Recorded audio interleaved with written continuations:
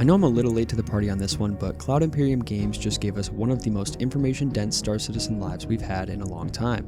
CIG recently dropped a Star Citizen Live Tech Talk with Chief Technology Officer Benoit. I'm not even going to try to pronounce that last name. So I'm Benoit Beauséjour. You want me to say it again, or no? Okay, good. No. The stream happened on the 5th of February, and after watching it, I realized there was way too much crucial information here to just skip over. This is essentially further confirmation and a more in-depth roadmap for 2026. The reality of dynamic server meshing, the long-awaited arrival of org features, and a confirmation that might mean the end of progress wipes as we know them. In my last video, I laid out what I thought 2026 realistically looked like. This stream doesn't necessarily change all the things that I said, but it does change the emphasis. In case you missed my last video, I strongly recommend going back and watching that. And before we get started, only about 0.4% of viewers are subscribed to the channel. If you enjoy this kind of content, subscribing and turning on notifications really helps support the channel. So if you didn't have a chance to watch the SCL or just want a good summary of what is actually coming to the verse this year, I hope this video helps you out. So let's jump right into it. First up, let's talk about the elephant in the room, server meshing. We've been living with static server meshing for about a year now since Alpha 4.0 dropped, and Benoit confirmed that it has been surprisingly solid. It gave us crash recovery where if a server dies, you don't lose your ship or your cargo, you just recover on a new server. But what about dynamic server meshing? That's the tech that's supposed to let the game scale even further. Well, Benoit revealed they are currently working on what they call quasi-dynamic server meshing. This is the stepping stone where servers spin up and down based on player activity.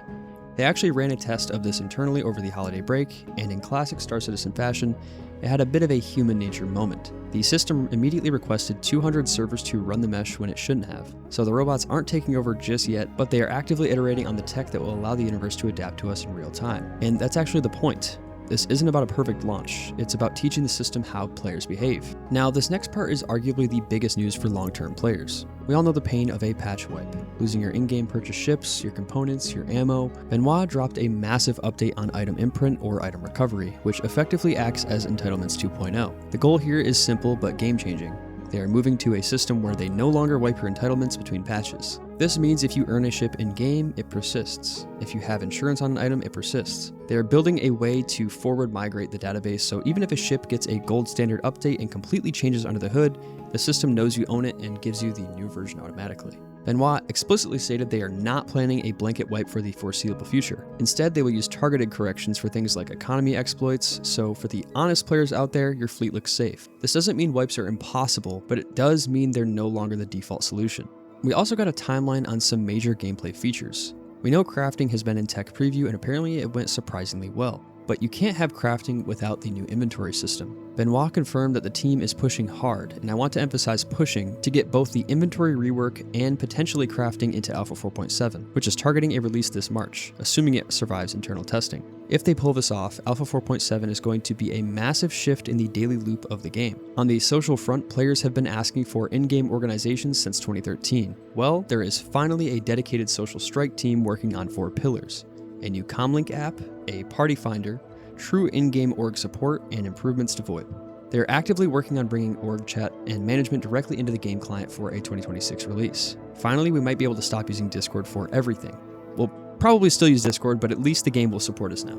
And for the ship lovers, Jared managed to squeeze a confirmation out of Benoit. There is a new battle cruiser coming. It's from a tried and true older manufacturer. It is very, very big, and we can potentially see it around Invictus launch week in May. What matters more than the ship itself is what it implies. That large-scale org play is finally being supported at a systems level.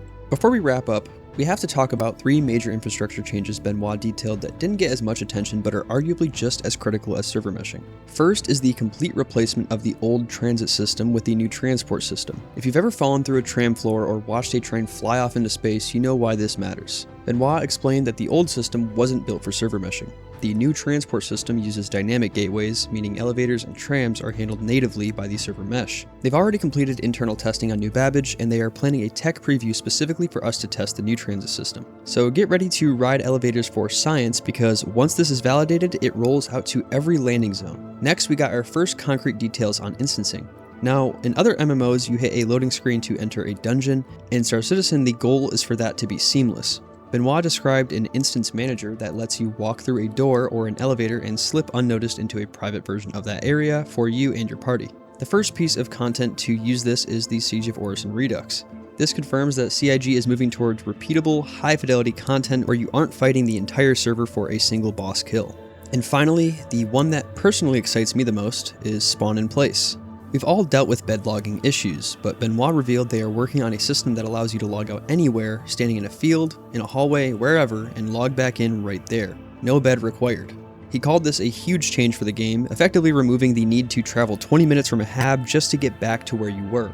It turns the game from a session-based simulator into a true persistent world where you pick up exactly where you left off. There is one more major technical pillar Benoit highlighted that didn't get a headline, but it is going to be massive for the actual feel of the verse in 2026. He revealed that they have conjoined the development of 3 specific tools to get the Nyx system out the door: Genesis, Starchitect, and the new Population Control Manager. Genesis and Starchitect are the tools allowing them to build out Nyx's settlements at a speed and density we haven't seen before. Instead of hand placing every single building and crate, designers can now effectively paint these locations onto the planet, which explains how they plan to populate an entire system so quickly. But the real MVP here might be the Population Control Manager.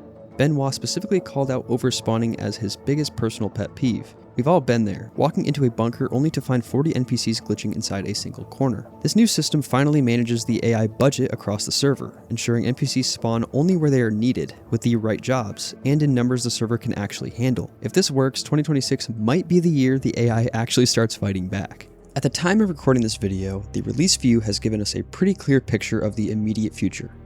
Alpha 4.6 still has new resource gathering missions listed. Now, these aren't just simple go fetch a rock quests, these are likely the precursor gameplay loops feeding directly into the upcoming crafting economy. It's CIG's way of teaching us how to gather the specific raw materials we'll need when the fabricators finally go online. Really quickly, I just wanted to jump in while editing and say that they did in fact release these new resource gathering missions the day that I'm editing this. They also added a new ship called the ARGO MOTH, which is a variant of the ARGO Mole that is meant to fill the role of a medium salvage ship. Oh, and there's a free fly going from now until February 23rd for Coramor 2956, so if you're interested in trying the game out for yourself, check the link down below for more information. Then we look at Alpha 4.7, which is marked as tentative but is absolutely stacked. First, let's talk about the Nyx system expansions. We're seeing the People's Service Station and the QV Breaker Stations located in the Keeger Belt. For those who don't know the lore, QV Planet Services was the company that originally built the mining infrastructure in Nyx before abandoning it. So expect these breaker stations to be gritty, industrial, and likely hazardous environments, perfect for EVA salvage or close quarters FPS missions. The roadmap also lists the Apollo as a new Wicklow ship offering. Adding the Apollo to his inventory means there will likely be a direct, gameplay-driven path to earning the ship just by playing the game and grinding that rep, which is exactly the kind of play-to-earn progression players are always asking for. On top of that, we've got new hairstyles, Light and heavy combat armor reworks, the return of courier missions, and potentially, if the stars align, the inventory rework and crafting we discussed earlier. When you combine all of the things talked about in this video, from the infrastructure overhaul to the content expansions in Nyx, 2026 looks like the year where Star Citizen starts behaving like an MMO consistently, not just occasionally. But I want to know what you think. Does Entitlements 2.0 finally make you feel safe grinding for ships? Are you grinding Wicklow rep for that Apollo, or are you waiting for the battlecruiser? Let me know in the comment section down below. If you're curious about the game and decide to pick it up for yourself, or try the game out during a free fly event, make sure to check out the link down below for more information. As always, make sure to drop a like, subscribe, and hit the bell icon so you don't miss any future uploads. Thanks for watching, and I'll see you in the next one.